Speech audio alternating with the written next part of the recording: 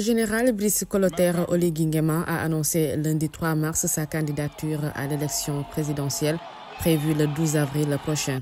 Dans un discours prononcé à la Cité de la démocratie, l'homme fort du Gabon a présenté son bilan depuis sa prise de pouvoir et exposé sa vision pour l'avenir du pays.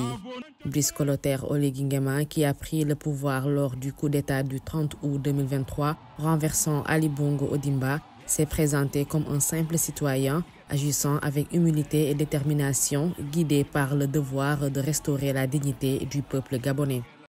Le prince héritier du Maroc, Moulay El Hassan, et la princesse Lala Khadija ont lancé au lendemain du premier jour du Ramadan dans la cité bourrée grecque à Rabat l'opération nationale Ramadan 1446 pour soutenir 1 million de foyers, soit près de 5 millions de personnes pendant ce mois sacré.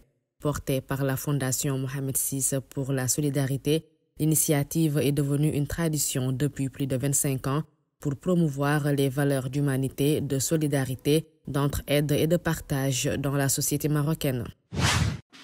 Le président ghanéen John Dramani Mahama s'est entretenu mercredi 5 mars à Abidjan avec Alassane Ouattara.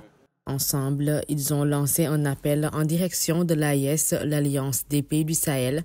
Le président du Ghana a soutenu que ce sont des pays qui comptent dans la sous-région et qu'il est important pour ces pays-là de rester dans l'espace CEDEAO dans la mesure où il y a leur population sur les lignes des frontières pour des intérêts économiques.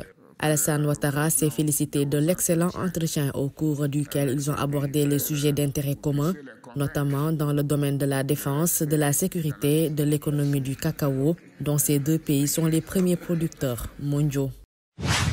En Guinée-Bissau, le président de l'Assemblée populaire nationale dissoute, Domingos Simoes Pereira, dit DSP, a déclaré jeudi soir qu'Umaro Sissoko Embalo n'est plus président de la République, affirmant que son mandat a pris fin le 27 février 2025.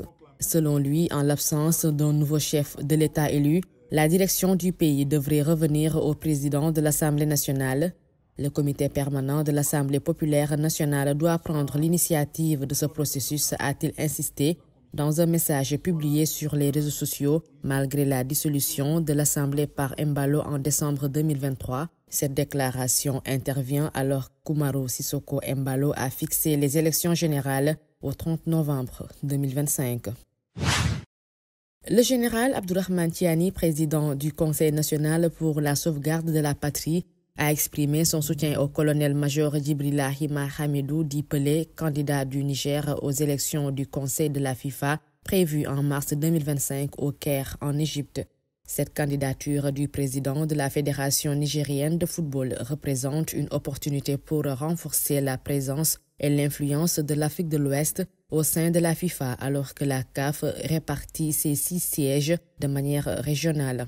L'élection des nouveaux membres du Conseil de la FIFA aura lieu lors de l'Assemblée générale extraordinaire de la Confédération africaine de football au Caire en Égypte le 12 mars 2025.